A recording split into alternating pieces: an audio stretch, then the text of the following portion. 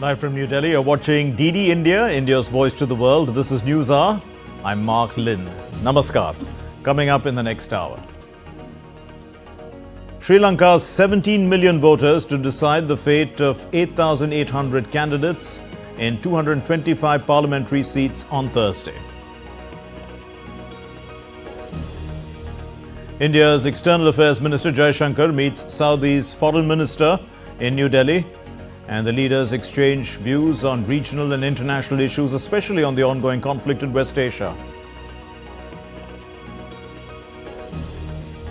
The US President-elect Donald Trump adds more names to his proposed team. Attention turns to appointment of billionaires Musk and Ramaswamy to the new Department of Government Efficiency. Don't reduce the dreams of our grandchildren to memories, says the Bahamas Prime Minister at COP29. Small island states make a fervent appeal for climate action.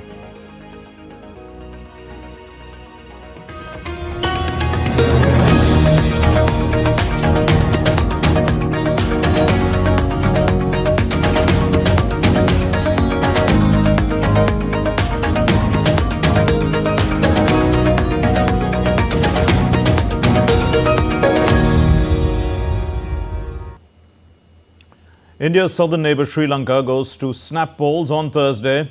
There are 17 million voters eligible to cast their votes for nearly 9,000 candidates. The elections are for 196 seats directly in Parliament. The rest of the seats in the 225-member House are appointed as per proportional representation.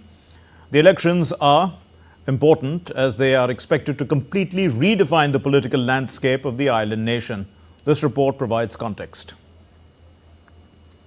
November the 14th is a critical day for Sri Lanka. The island nation is all geared up for parliamentary election. This is a key test for President Anurakkumara Dissanayake, who seeks to secure a majority in the parliament and push forward his reform agenda. Security has been stepped up with just hours to go. Electoral officials have made their last preparations as well. Sri Lanka's 17 million voters will decide the fate of 8,800 candidates vying for 225 parliamentary seats. Notably, many first-time candidates are on the ballot as veteran politicians have opted out of this election. The journey to elect lawmakers for a 5-year term began when President Dissanayake dissolved the parliament on the 24th of September, calling for snap elections. Under Sri Lanka's proportional representation system, 196 members will be directly elected across 22 constituencies. The remaining 29 seats will be allocated based on each party's overall share of the island-wide vote. Voters can cast up to 3 preferential votes for their chosen party's candidates. Votes will be cast at thousands of polling stations under tight security, and counting will commence immediately after polls close at 4 p.m. Election results are likely to be announced by the Election Commission on Friday with a new cabinet soon. The key alliances and parties at fray includes President Disanayake's National People's Power Coalition that won only 3 seats in 2020. Another leading alliance led by former opposition leader and presidential candidate Sajith Premadasa is the Samagi Jana Balavigaya. Sri Lanka Podujana Peramuna, the party of former Presidents Mahinda Rajapaksa and Gotabaya Rajapaksa, will also field candidates. For the first time in 88 years, any member of the Rajapaksa family will not contest the election. Prominent candidates contesting the elections include Prime Minister Dr. Harini Amarasuriya, Opposition SJP leader Sajith Premdasa, former Prime Minister Dinesh Gunawardena, Vijita Herath, Harsha De Silva, Iran Vikramaratne, and Manu Ganesan. The conventional wisdom is that the JVP NPP will get enough seats to govern on their own. So overall majority requires them to get 113. Perhaps they will get 120 or maximum 130. Economic challenges weigh heavily on voters' minds, especially following a steep food and fuel price hikes worsened by tax hikes to secure a $2.9 billion IMF loan. Anurakkumara Dissanayake has been repackaged, he's been branded. So he's done various gestures that have a certain resonance with the population at large. Yet we haven't seen what the true face of an NPP government is, and I think we'll have to wait for after the parliamentary election. Thursday's vote is not only a test of the Sanaike's vision, but may also signal the public's desire for a shift from traditional power players who have long shaped Sri Lankan politics. With inputs from Dr. Ahmed Moin Farooqi in Colombo, Tripti Tripathi for DD India. News from Bangladesh now. The United States has called upon the interim government in Bangladesh to uphold and to protect freedom of expression, peaceful assembly and association for all, including dissenting and opposing voices. Now, in a reply to a question about the recent action preventing the Awami League activists from organizing a political rally in Dhaka on November the 10th, the principal deputy spokesperson of the US State Department, Vedant Patel, said that these freedoms are essential elements of any democracy, and upholding and protecting these freedoms for all Bangladeshis is necessary to ensure a true democratic future for the country. We support the freedom of expression, peaceful assembly, and association for all, including dissenting and opposition voices. These freedoms, in our point of view, are essential elements of any democracy. We routinely communicate that support to all our partners, including the interim government of Bangladesh, and upholding and protecting these freedoms for all Bangladeshis is necessary to ensure a true democratic future. But replying to questions on cancellation of press accreditation cards of journalists in Bangladesh by the interim government, Patel said he had not seen that report. And of course, if it's true, he said, it would be unfortunate. I haven't seen that reporting. Of course, if it's true, would be unfortunate. It is our strong point of view that an engaged free press is vital to covering any situation, including, of course, the situation in Bangladesh. Press freedom and media freedom is important to the president, important to the secretary, and we would encourage and want to ensure that the rights and freedoms of all journalists are being appropriately respected. India's External Affairs Minister Dr. S. Jaishankar said that Saudi Arabia is an important force for stability in West Asia. Jaishankar made these remarks during his meeting with Saudi Arabia's Foreign Minister Prince Faisal bin Farhan Al Saud in New Delhi. Jaishankar also spoke about areas of cooperation that exist between the two countries. India's External Affairs Minister Dr. S. Jaishankar and Saudi Arabia's Foreign Minister Prince Faisal bin Farhan Al Saud on Wednesday co-chaired the second meeting of the Committee on Political, Security, Social and Cultural Cooperation, or PSSC, under the Strategic Partnership Council in New Delhi. India's External Affairs Minister remarked that trade and investment are important pillars of our partnership, and we are strengthening our collaboration in new areas including technology, energy, renewable energy, including green hydrogen, connectivity, health and education. Our security cooperation has also grown steadily. We are collaborating in counterterrorism, combating extremism, terror financing and drug trafficking. Saudi's Vision 2030 and Viksit Bharat 2047 hold complementarities for our industries to build new partnerships. I am glad to know that our businesses are collaborating intensively. Our security cooperation has also grown steadily. We are collaborating in counterterrorism, combating extremism, terrorism financing and drug trafficking. Saudi's Vision 2030 and Viksit Bharat 2047 hold complementarities for our industries to build new partnerships. The leaders also reviewed regional and international situation, calling for an early ceasefire in Gaza. Dr. Jaishankar noted that Saudi Arabia is an important force for stability in West Asia. India's position in this regard has been principled and consistent. While we condemn acts of terrorism and hostage-taking, we are deeply pained by the continuing death of innocent civilians. Any response must take into account the international humanitarian law, and we support an early ceasefire. Saudi Arabia's foreign minister spoke about cooperation and mutual respect that exist between the two nations. Relations between the Kingdom and India are built on a long-standing foundation of cooperation and mutual respect. Our shared history, marked by centuries of trade and cultural exchange, has laid a strong foundation for the robust and solid partnership we have today. We recognize the importance of sustained coordinated efforts across all areas of cooperation. Dr. Jaishankar also welcomed the efforts to promote culture, tourism and youth exchanges. Fuzail Ahmed reporting for DD India. India's External Affairs Minister Dr. Jaishankar attended an event celebrating 75 years of diplomatic ties between India and the Philippines in Delhi on Wednesday. Dr. Jaishankar emphasized that the strong relationship between the two countries is rooted in democratic values, pluralistic ethos and economic commonalities. Our ties are rooted in democratic values, pluralistic ethos, and economic commonalities. We are both nations deeply committed to upholding international law, norms, and rules. Our trade today is steadily expanding, seeking to capture the potential provided by our high growth rates. Indian investments and projects in the Philippines have been robust and multiplying, especially in IT, pharmaceuticals, infrastructure, automobiles, textiles, and FMCG. As Donald Trump prepares for his return to the White House, he's rolling out an ambitious plan to reshape the federal government, starting with a new department aimed at cutting bureaucracy.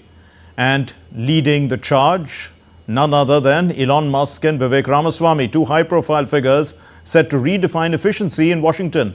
Here's what we know about Trump's incoming team and his bold vision for his next administration. In a major announcement, President-elect Donald Trump has tapped Elon Musk, the world's wealthiest man, and Indian-American entrepreneur Vivek Ramaswamy to head his new Department of Government Efficiency. The department, nicknamed DOGE, a possible nod to Musk's affection for Dogecoin, aims to bring a business-minded approach to federal operations. In a statement, Trump described Musk and Ramaswamy as the right pair to dismantle government bureaucracy, slash excess regulations, and restructure federal agencies. Trump went on to call this new body the Manhattan Project of our time, underscoring the scale and urgency of his vision. Trump also announced more appointments to his administration. Former Director of National Intelligence, John Ratcliffe, will lead the CIA, bringing experience from Trump's first term to the intelligence agency at a time of heightened global tensions. For the role of U.S. Ambassador to Israel, Trump has chosen Mike Huckabee, a staunch supporter of Israel's policies. Trump also plans to reportedly nominate Fox News host Pete Hegseth as Secretary of Defense. Hegseth, an Army National Guard veteran with service in Afghanistan and Iraq, is expected to bring a strong conservative stance to the Pentagon. Meanwhile, Trump's legal developments are also unfolding. The judge in Trump's criminal hush money case has delayed a ruling on dismissing charges on immunity grounds to November 19, giving prosecutors time to weigh their next move in light of his election win. As Republicans near a majority in the House of Representatives too, Trump's comeback appears stronger than ever. With Musk, Ramaswamy and other key figures by his side, Trump is positioning his administration to tackle his bold agenda head-on. Bureau Report, DD India. What's still to come here on DD India News Hour? Prime Minister Modi campaigns for his party candidates in Jharkhand state elections.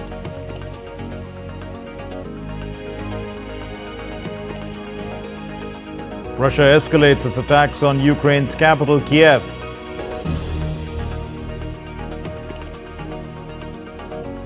United States opens new air defense base in northern Poland.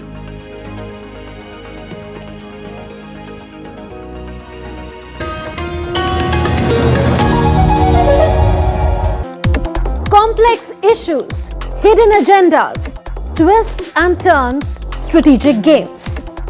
We think all dots are linked, we just need to connect them. Join me every week as I connect the dots to unravel hidden designs in statecraft, mysteries, and decode issues that matter to you. Watch Connecting the Dots with me at these times on DD India.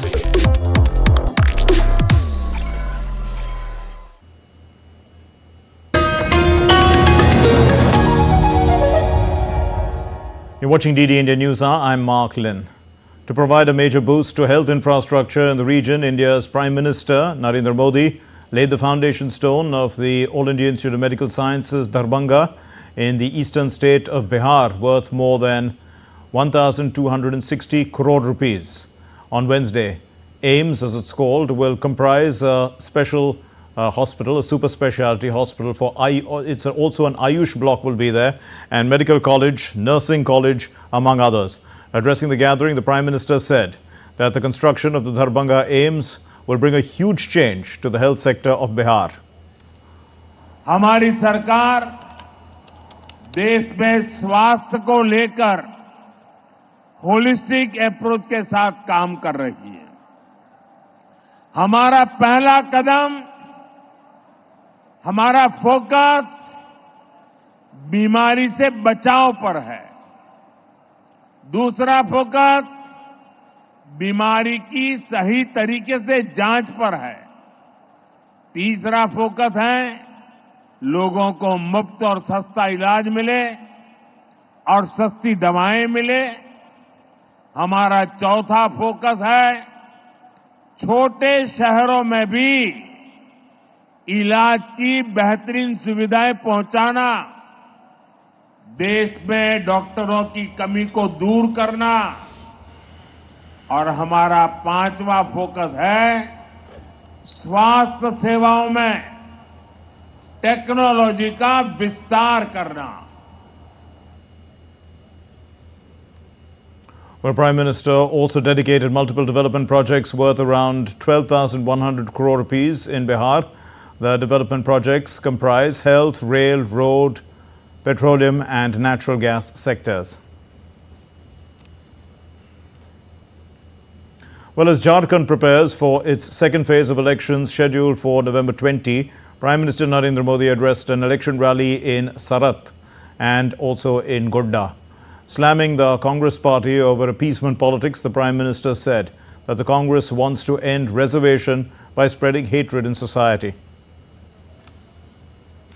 Congress ने आप लोगों की आंखों में धूल झोंकने का एक नया खेल खेला है।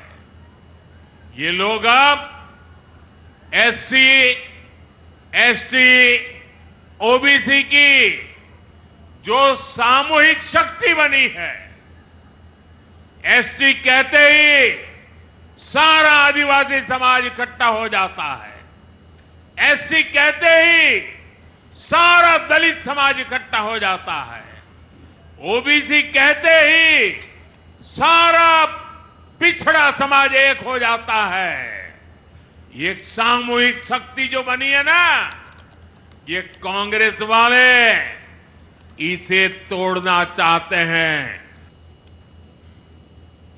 Well, as the Maharashtra Assembly elections approach, the Union Home Minister and the BJP leader Amit Shah launched a scathing attack on the opposition Mahavikas Aghadi. That's an alliance, and he referred to it as a force of destruction. Amit Shah also, who's in Maharashtra, addressed various election campaigns in the state. In Dhul, the Home Minister claimed that Thackeray's alliance with the Congress and the NCP leaders compromises his party's value, in fact, by aligning with those who opposed pivotal issues, including the Ram Temple construction and Ayodhya. Amit Shah's remarks highlighted the BJP's focus on ideological positioning, protecting itself as the guardian of cultural as well as nationalist values in opposition to the MVA's alleged stance on appeasement. In an exclusive interaction with an Indian news agency, the veteran investor Mark Mobius has said that India's Prime Minister Narendra Modi is capable of having a dialogue with all sides of the political spectrum on a global stage and deserves a Nobel Peace Prize for his efforts. The 88-year-old Mobius said that Prime Minister Modi could become a very important peacemaker as the world goes through turbulence, especially the current West Asia conflict and the ongoing Russia-Ukraine war. He also added that PM Modi is a great leader as well as a great human being, and that his role internationally will grow in importance going forward because he is able to have a dialogue with all sides of the political spectrum globally, and he could become a very important peacemaker going forward. Mark Mobius also said that India is now at the takeoff stage of development, where the young demographic with high productivity, digitization of the economy and a robust infrastructure growth will help the country become a major global economy in the years to come. Mobius is renowned for pioneering the first emerging market fund. According to him, when it comes to the Nobel Peace Prize, PM Modi is really capable of almost anything and deserves this global award. India has shown its ability to be neutral and to be fair, and it's fair to all, and the country is in a very good position, he says, to act as a mediator for peace on the global stage. It is day 3 at COP29 summit in Baku in Azerbaijan. Developing countries and small island leaders, small island states, their leaders, they are hoping for big commitments from the rich industrialized nations there that are the biggest historical contributors to global warming. Many of them, are still producers of fossil fuels. Some small island states have made a fervent appeal for climate action. Day 3 of COP29 summit in Baku in Azerbaijan saw developing countries and small island leaders hoping for big commitments from rich, industrialized nations that are the biggest and historical contributors to global warming, many of which are still producers of fossil fuels. For the sake of those most vulnerable, we must set a path forward that aligns with the urgent realities we face. My country is ready, again, to play its part. The question remains, are we ready to act decisively and collaboratively for future generations? I thank you. What we endure, you endure. What we lose, you lose. And if we fail to act, it will be our children and grandchildren who bear the burden, their dreams reduced to memories of what could have been because of what we have saved. The Kenyan Cabinet Secretary for Foreign Affairs made similar demands for increased climate finance. Echoing their concerns, the United Nations Secretary General Antonio Guterres told small island leaders at COP29 on Wednesday that they have every right to be angry. You have every right to be angry, and I am too. You are on the sharp end of a colossal injustice. An injustice that sees the very future of your islands threatened by rising seas. Your people pounded by record hurricanes. Your economies torn apart. On the other hand, the Italian Prime Minister Giorgia Meloni called for a balanced energy mix that will include gas, biofuel and other resources during the transition to cleaner energy. Global GDP will double in the next decade. This will boost energy consumption, also considering the increasing demand for artificial intelligence development. We need a balanced energy mix to enhance the transition process. We must use all available technologies, not only renewables, but also gas, biofuels, hydrogen, CO2 capture, and in future, nuclear fusion. Similarly, the United States climate envoy said that there is a clear choice between a safer, cleaner, fairer future and a dirtier, more dangerous and more expensive one. We have a clear choice between a safer, cleaner, fairer future and a dirtier, more dangerous and more expensive one. We know what to do. Let's get to work. Let's get it done. While Germany's Special Representative for International Climate Policy, Jennifer Morgan, remarked that negotiators are showing a lot of determination as they work on the COP29 text. Bureau Report, DD India. The United States is opening a new air defense base in northern Poland on Wednesday as Warsaw seeks to reassure citizens that NATO guarantees their security amid jitters after Donald Trump's presidential election victory. The base is situated in the town of Redzikowo near the Baltic coast. It has been in the works since the early 2000s. Warsaw says that it shows Poland's military alliance with Washington remains solid, whoever is in the White House. The Kremlin has called it a bid to contain Russia by moving American military infrastructure nearer its borders. The US base at Redzikowo is part of a broader NATO missile shield dubbed Aegis Ashore, which the alliance says can intercept short to intermediate range ballistic missiles.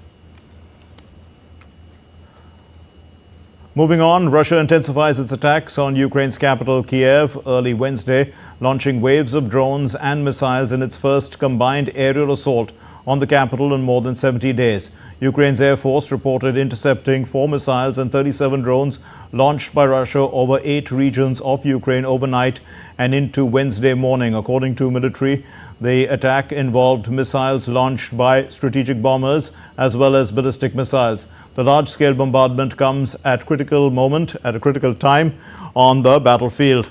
Russian forces are advancing in the east and concerns are growing over the future aid, after the U.S. President-elect Donald Trump has won the presidential elections. Now, Ukraine has for months been appealing to its Western allies to provide more air defense systems to fend off Russian attacks on cities and critical infrastructure.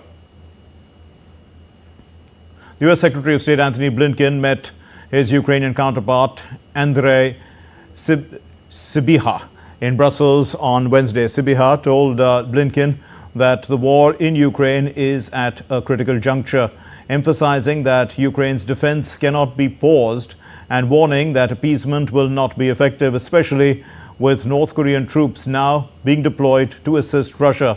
During a meeting with NATO Secretary General Mark Rutte in Brussels, Blinken also stated that the deployment of North Korean forces to support Russia in the conflict requires and will receive a strong response. North Korea is helping Russia in its aggression against Ukraine. At the same time, the support that Russia is providing to North Korea, potentially including support for its nuclear and missile programs, poses a threat to stability and security in the Korean Peninsula as well. So we're very focused on this. I think we see increasingly the indivisibility of security between the Euro-Atlantic theater, the Indo-Pacific and Asia-Pacific theaters, even the Middle East, with the role that Iran plays. The second edition of Brands of India has gathered over 150 Indian apparel brands and also white label manufacturers at the Dubai World Trade Center. The leading event was organized by the Clothing Manufacturing Association of India, the CMAI. Now, this trade event offers an opportunity for retailers, wholesalers, importers and traders to procure made-in-India textile products.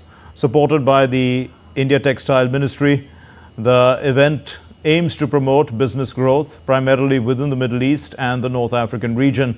The trade show has attracted over 1,200 retailers, wholesalers and importers from over 25 countries, including the United States, UK, Australia and Germany. The three-day fair will conclude on November 14th. The chief of the CMAI said that the trade show aims to enable Indians to market their products, as over 90% of Indian products are sold under brand names. India is about the 5th or the 6th largest exporter in the world, but now 99.9% of our exports are all in the labels and brand names of our buyers. It was our belief and confidence that our members should also be able to market their products in the global market under their brand, which was the whole concept and idea behind launching the Brands of India show. And I have to say that it is a very, very successful attempt that we are making. Let's take a look at other stories making news around the world. Several international airlines cancelled flights to and from Bali on Wednesday after volcanic eruption sent ash clouds soaring up to about 10 kilometers high, forcing thousands to evacuate. Stranded passengers at Bali's airport are hoping for alternative flights to return home as the island continues to face travel disruptions. The Indian Embassy in London celebrated the festive season at the India House, welcoming dignitaries including the leader of the opposition Kemi Badenoch, the former Prime Minister Liz Truss and members of Parliament. The event highlighted India's rich heritage, which displays traditional sweets, silk saris, GI products and beverages, while also celebrating Indian cinema through iconic scenes from Bollywood hits. Still to come here on DD India News Hour. We'll discuss the parliamentary elections that are due in Sri Lanka tomorrow. Prime Minister Modi to visit Nigeria, Brazil and Guyana.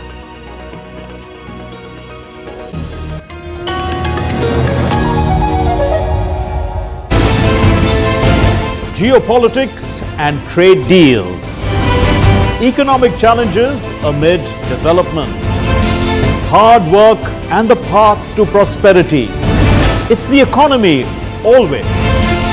Between walkers, money is what money does and says. Supply creates its own demand. Between the bulls pulls and bears tears.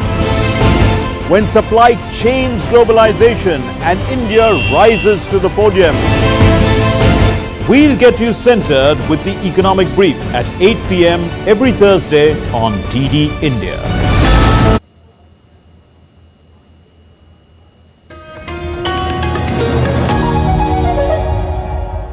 You're watching DD India News Hour. I'm Mark Lynn. Here's a recap of our main stories. Sri Lanka's 17 million voters to decide the fate of nearly 9,000 candidates for 196 seats, parliamentary seats, the rest to be decided by proportional representation in an election on Thursday. India's External Affairs Minister Jaishankar meets the Saudi Arabian Foreign Minister in New Delhi. The leaders exchange views on regional and international issues, especially the ongoing conflict in West Asia. The US President-elect Donald Trump adds more names to his proposed team. Attention turns to appointment of billionaires Musk and Ramaswamy to the new Department of Government Efficiency.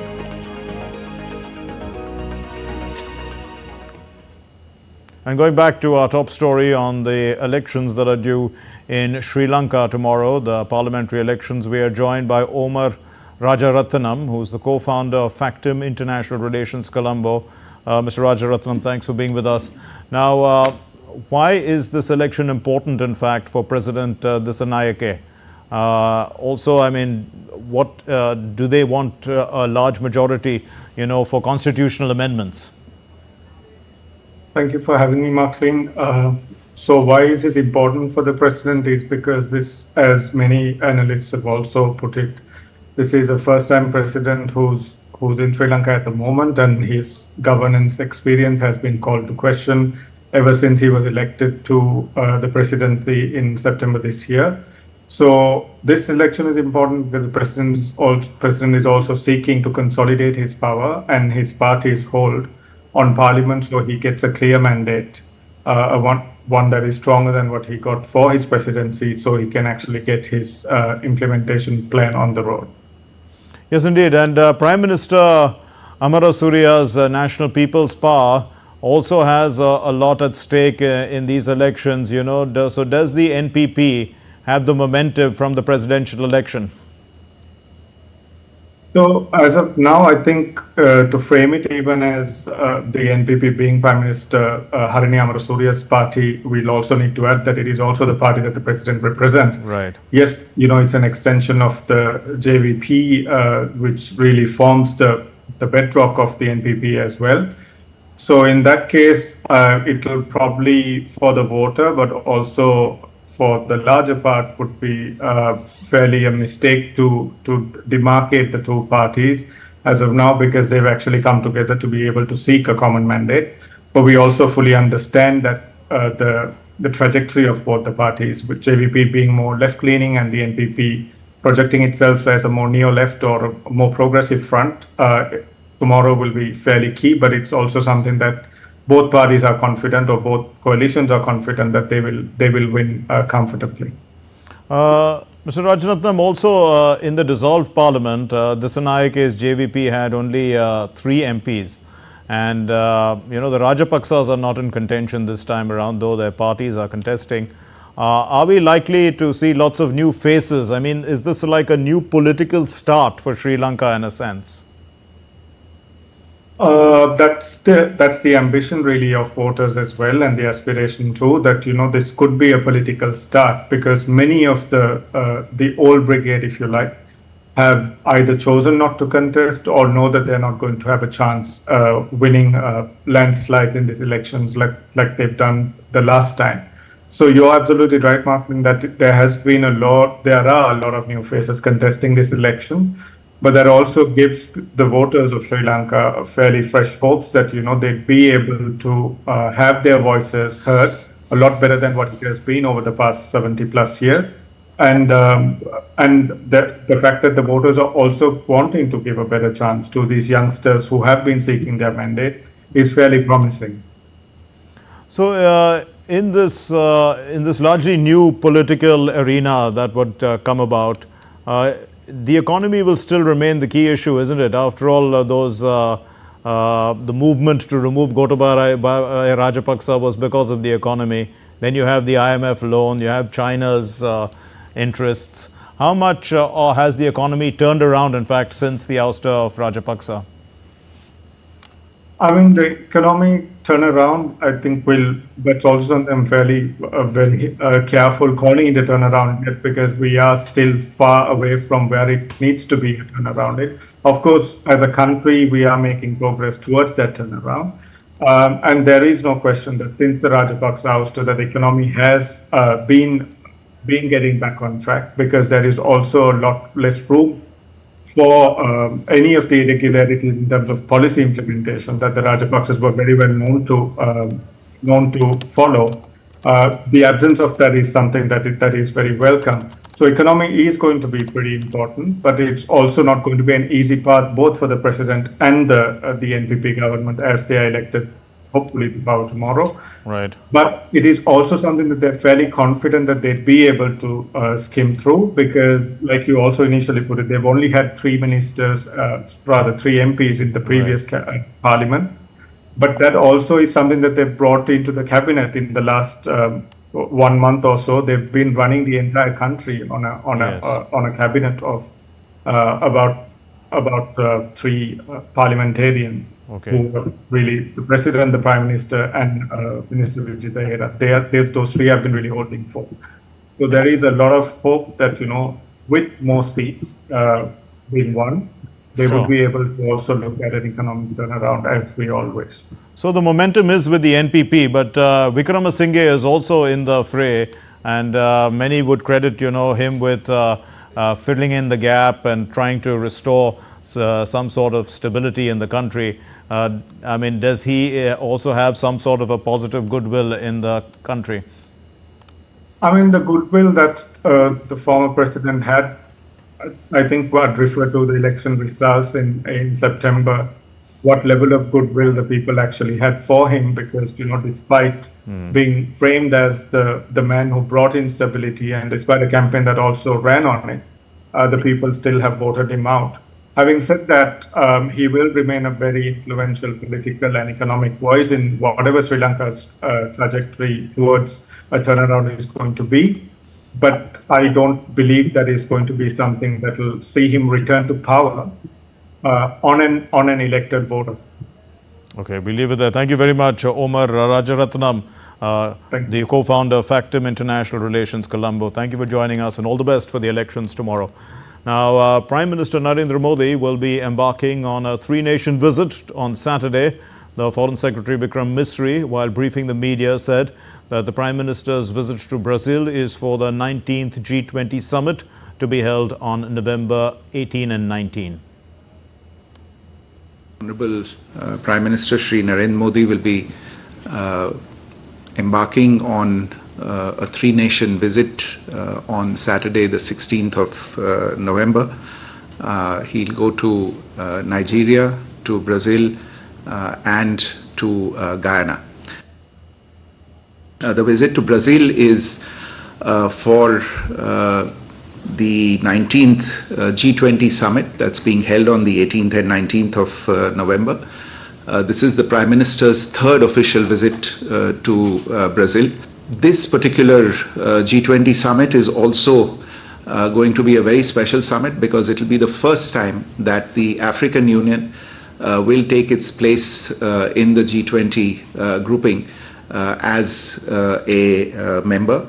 You would all recall that it was at the New Delhi summit last year that the African Union was inducted as a full member of the G20. India's Prime Minister Narendra Modi is to be in Brazil's Rio de Janeiro on the 18th and 19th of November to take part in the 2024 G20 summit. India is a founding member of the grouping of the world's 20 largest economies and was instrumental as last year's host in getting the African Union, comprising 55 nations, a full membership during last year's summit in New Delhi. DD India's Gautam Roy has put together this report to show what's in store this year in Rio. Leaders of the world's 20 largest economies, along with the African Union, will be in Brazil's Rio de Janeiro for the 2024 G20 summit. India's Prime Minister Narendra Modi will also be participating in it as the leader of the world's fastest growing economy. The visit to Brazil is for the 19th G20 summit that's being held on the 18th and 19th of November.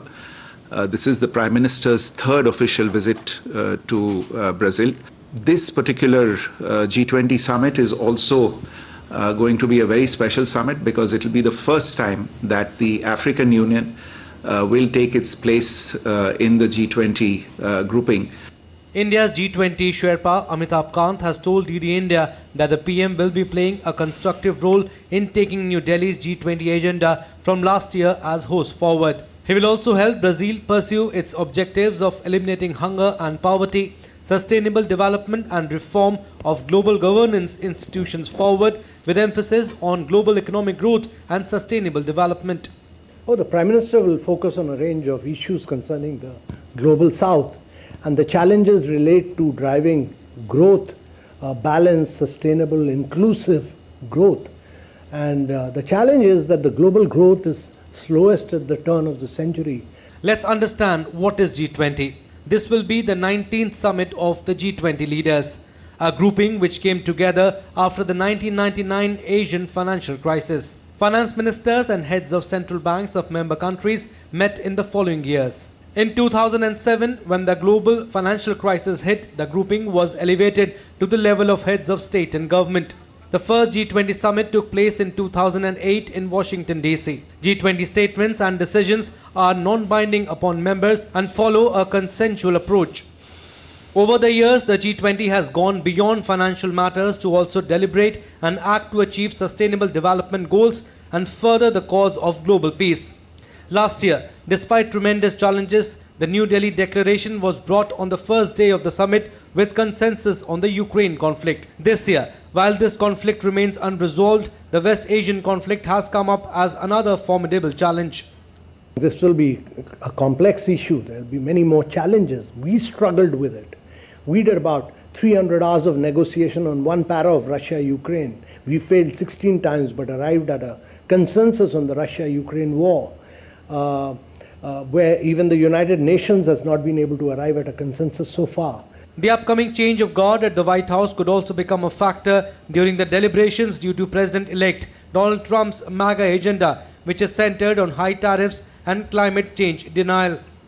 Despite the challenges, the grouping has been moving forward, taking incremental steps to resolve differences and take collective action in multiple spheres through the years. It is hoped that even this year, progress will be made in Rio to benefit the earth and humanity. Gautam Roy, DD India.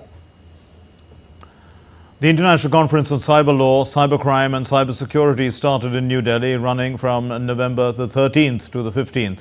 This unique global event, active since 2014, unites thought leaders to discuss key trends and challenges in cyberspace, exploring vital intersections of law, crime and security in the digital world. Let's take a look at other stories now making the news. The Indian Navy is set to conduct the 4th edition of the Coastal Defence Exercise Sea Vigil 24 on November 21 and 22. This large-scale exercise will involve 6 ministries and 21 organizations focusing on securing critical coastal assets such as ports, oil rigs, cable landing points, as well as coastal infrastructure, along with safeguarding coastal communities. The Indian Army is conducting a high-intensity tri-services exercise, Ex Purvi Prahar. This is from the 10th to the 18th of November. In fact, it's been on.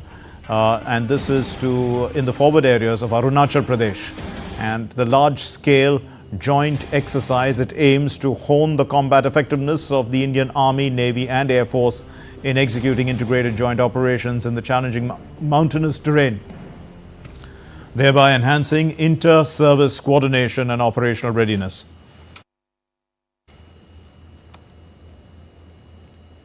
Still to come here on DD India News Hour. India is going to host the World Audiovisual Entertainment Summit from the 5th of February to the 9th of February next year. And India refuses to participate in the ICC Champions Trophy in Pakistan, citing security concerns.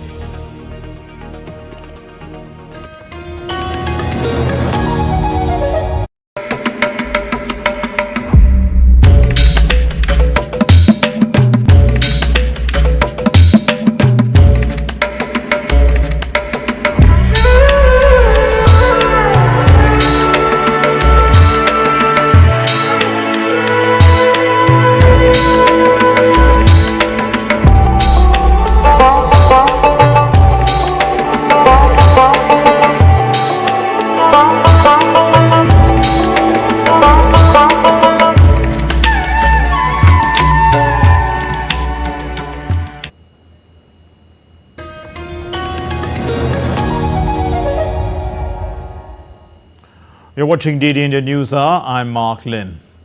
Nepal's President Ramachandra Paudel has called on the UN Secretary General, in fact, Antonio Guterres. This is to urge developed countries to recognize the severe impact of climate change on underdeveloped countries. Speaking at COP29 in Baku, President Paudel has stressed that nations like Nepal, which bear little responsibility for climate change, should receive climate funds as grants, not as loans. And he highlighted that underdeveloped and developing countries need more substantial support from developed countries to combat and adapt to climate change. India is set to host the world's Audiovisual Entertainment Summit from the 5th to the 9th of February next year.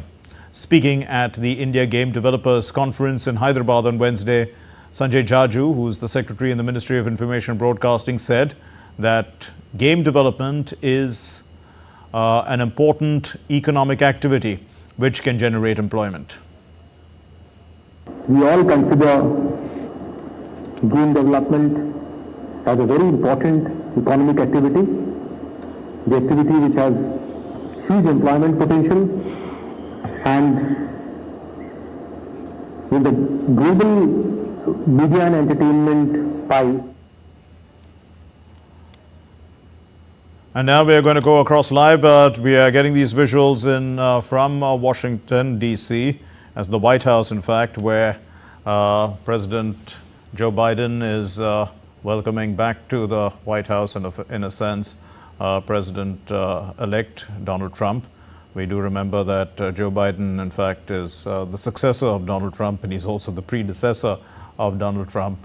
So this is an interesting situation. And this is a tradition which is part of the transition, an orderly transition of government. It was not accorded to Joe Biden because at the time when Donald Trump was the president the last time round, he had not agreed with the election results and had put them up for contest at that time. But we can see that he's quite happy to be in the presence of Joe Biden, and this is part of an orderly transition of power.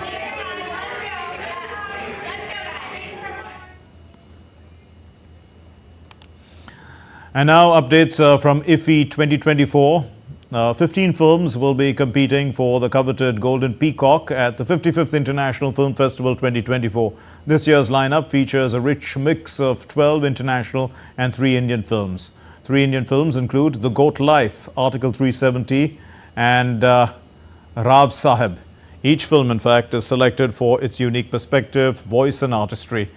They offer a unique take on human values, on culture and the art of storytelling. This year's Golden Peacock jury, led by the acclaimed Indian filmmaker Ashutosh Gawarikar, includes award-winning Singaporean director Anthony Chen, the British-American producer Elizabeth Carlson, the Spanish producer Fran Borgia, and the legendary Australian film editor Jill Bilcock. Together, this jury will determine winners in categories including Best Film, Best Director, Best Actor Male, Best Actor Female, and the Special Jury Prize. The winning film will take home a prize money of 40 lakh rupees or 40 lakh rupees.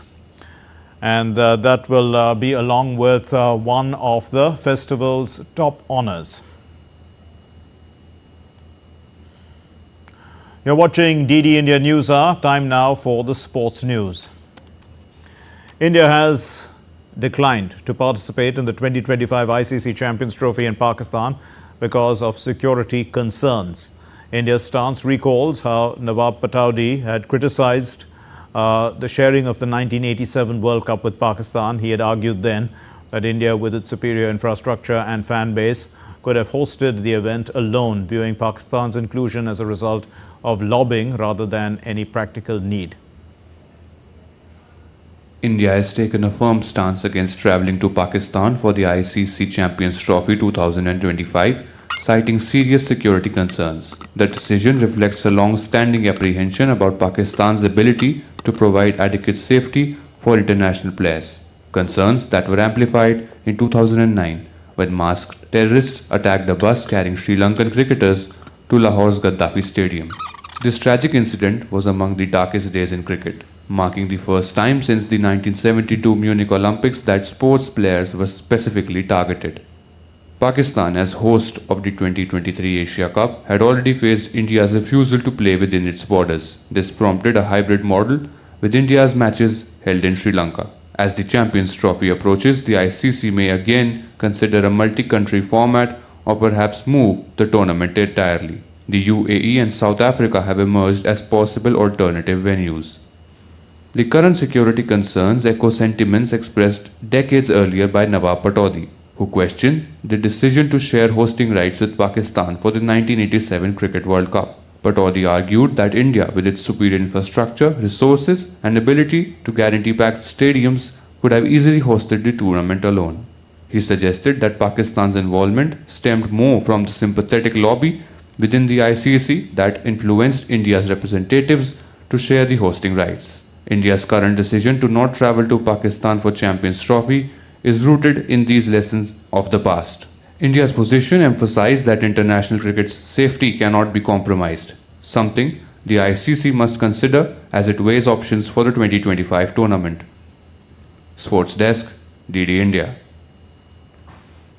Well, the Indian badminton star PV Sindhu has advanced to the women's singles round of 16 at the Kumamoto Masters Japan Super 500 tournament on Wednesday.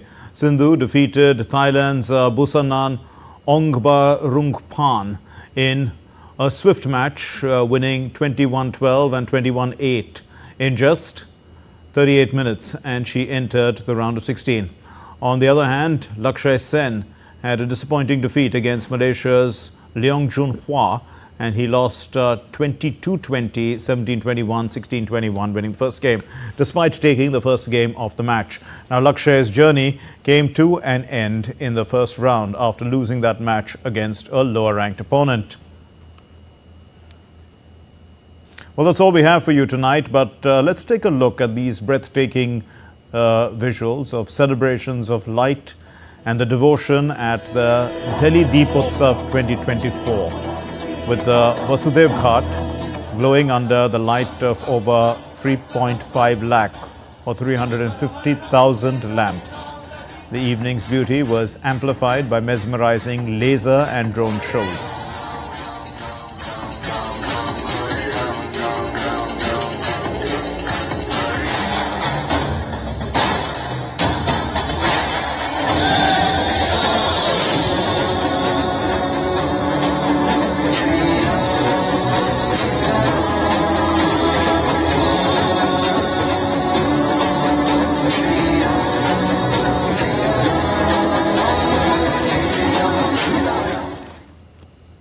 Well, that's all we have in this edition of DD India News Hour. Let's know your thoughts on the news of the day.